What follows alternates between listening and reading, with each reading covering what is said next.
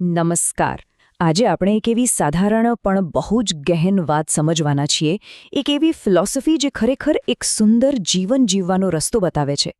અને આની પ્રેરણા મળી છે એક નાનકડી પણ સુંદર કવિતામાંથી, જે આપણને જીવનના એક બહુ મોટા સત્ય તરફ લઈ જાય છે. બસ આ 4 લાઇનમાં જાણે આખા જીવનનો સાર છુપાયેલો છે. વિચારો, પાણી તો પાણી જ છે, પણ એની માત્રા જ બધું નક્કી કરે છે. જો માપસરનું મળે તો એક બીજમાંથી વૃક્ષ બને છે, પણ એ જ પાણી જો હદ કરતાં વધી જાય તો એ જ લાકડાને સડાવી દે છે. બસ આ જ સિદ્ધાંત આપણા જીવનને પણ બરાબર લાગુ પડે છે. ચાલો એક મજાની કલ્પના કરીએ. માની લો કે આપણું જીવન એક નદી છે. હવે જો એ નદી સુકાઈ જાય તો શું થાય? આસપાસ બધું ઉજ્જડ થઈ જાય, ખરું ને? અને જો એ જ નદીમાં ભયંકર પૂર આવે તો એ બધું તબાહ કરી દે છે. આપણું જીવન પણ બિલકુલ આવું જ છે. એની સ્થિતિ, પછી એ સૂકી ભટ્ટ હોય કે પૂરમાં ડૂબેલી, આપણી ખુશી અને સુખાકારીનું સાચું પ્રતિબિંબ પાડે છે. આપણે સૌ એક રસ્તા પર ચાલી રહ્યા છીએ, પણ આ રસ્તો સાવ સીધો નથી. 2 વિરોધી શક્તિઓ આપણને સતત પોતપોતાની તરફ ખેંચતી રહે છે. એક છે અભાવ, એટલે કે જ્યારે આપણી પાસે જરૂર કરતાં ઘણું ઓછું હોય છે.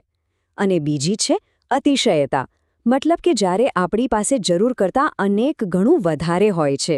ચાલો આ બંનેને જરા ઊંડાણથી સમજીએ. ઓકે, તો આ વાત બહુ રસપ્રદ છે. જુઓ, અભાવ અને અતિશયતા ભલે એકબીજાથી બિલકુલ વિરુદ્ધ લાગે, પણ બંનેનું પરિણામ એક જ છે: અસંતુલન અને દુઃખ.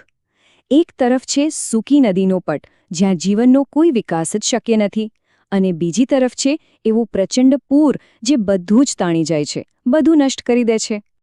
આપણે બધા હંમેશા વધારે મેળવવા માટે દોડતા હોઈએ છીએ, બરાબર ને? પણ શું ક્યારે વિચાર્યું છે કે આ વધારે જ ક્યારેક ઝેર બની જાય છે? ચાલો જોઈએ કે કેવી રીતે વિપુલતા, જે આમ તો એક આશીર્વાદ જેવી લાગે છે, તે ખરેખર નુકસાનકારક બની શકે છે. જ્યારે કોઈ પણ વસ્તુ જરૂર કરતાં વધી જાય, ત્યારે એ ફાયદાને બદલે નુકસાન કરવાનું શરૂ કરી દે છે. આ ઉદાહરણો જુઓ. જ્યારે પૈસા વગર મહેનતે આવે છે, ત્યારે વ્યક્તિને એની કિંમત નથી સમજાતી અને આળસુ બની જાય છે. જ્યારે મા-બાપ બાળકને દરેક મુશ્કેલીથી બચાવી લે છે, ત્યારે એ બાળક ક્યારેય મજબૂત નથી બની શકતું. અને વધુ પડતી સગવડો, એ તો આપણી જાતે કામ કરવાની તાકાત જ છીનવી લે છે. વાહ, કેટલી સચોટ વાત છે! અતિશયતાનો આ જ તો ખરો ભય છે. એક ભ્રમ છે. બહારથી બધું ચમકતું અને સુંદર દેખાય, પણ અંદરથી એ ધીમે ધીમે બધું ખોખલું કરી નાખે છે. બિલકુલ એ જ રીતે જેમ વધારે પડતું પાણી ઝાડના મૂળિયાને અંદરથી સડાવી નાખે છે. સારું, તો આ થઈ પૂરની વાત. હવે ચાલો સિક્કાની બીજી બાજુ જોઈએ: અભાવનો દુષ્કાળ.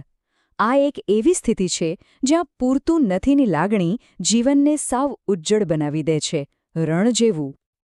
અહીં આપણે જોઈ શકીએ છીએ કે અભાવ કેવી રીતે જીવનને વિકાસ અને ખુશી માટે જરૂરી તત્વોથી વંચિત રાખે છે. પૈસાની કમી મૂળભૂત જરૂરિયાતો પૂરી નથી થવા દેતી. સ્નેહની કમી આત્મવિશ્વાસને તોડી નાખે છે. અને શિક્ષણનો અભાવ એ તો જાણે પ્રગતિના બધા દરવાજા જ બંધ કરી દે છે. આ કેટલી શક્તિશાળી કલ્પના છે!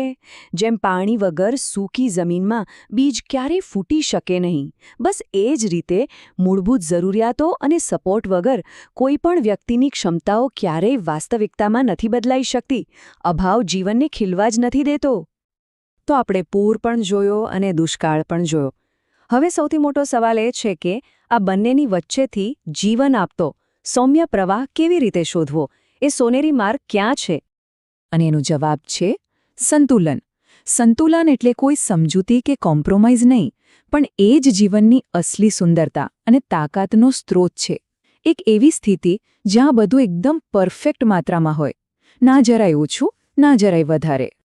અને અહીં આપણે ફરીથી પેલા વૃક્ષના ઉદાહરણ પર પાછા આવીએ છીએ. યાદ છે? જેને માપસરનું પાણી મળ્યું, એ જ વૃક્ષ મજબૂત બને છે, ઊંચું વધે છે, ફળ ફૂલ આપે છે. બસ આપણું જીવન પણ એવું જ છે. જ્યારે એને યોગ્ય માત્રામાં સંસાધનો, પ્રેમ અને પડકારો મળે, ત્યારે જ તે ખરેખર ખીલી ઉઠે છે. તો આ સંતુલન સુધી પહોંચવું કેવી રીતે? કોઈ અઘરો રસ્તો નથી, બસ આ 3 સાદા પગલાં છે. સૌથી પહેલાં તો એ જોવું કે આપણા જીવનમાં ક્યાં પૂર છે અને ક્યાં દુષ્કાળ. પછી એ સમજવું કે વધારે કરતાં પૂરતું હોવું વધારે કિંમતી છે. અને છેલ્લે આ વચ્ચેનો રસ્તો જાતે પસંદ કરવો. આ કોઈ સંયોગ નથી, પણ એક સભાન પસંદગી છે જે આપણે રોજ કરવાની છે. તો આજના આ વિશ્લેષણના અંતે ચાલો આપણે સૌ આપણી જાતને એક સવાલ પૂછીએ. પોતાની જીવનરૂપી નદીને ધ્યાનથી જુઓ. શું તેમાં ક્યાંક પાણી ઓછું છે અને તે સુકાઈ રહી છે? કે પછી ક્યાંક પૂર જેવી હાલત છે જે બધું વહાવી રહી છે? આપણા જીવનમાં સંતુલન ક્યાં ખૂટે છે? આ સવાલનો જવાબ શોધવો એ જ સુંદર જીવન તરફનું પહેલું પગલું છે.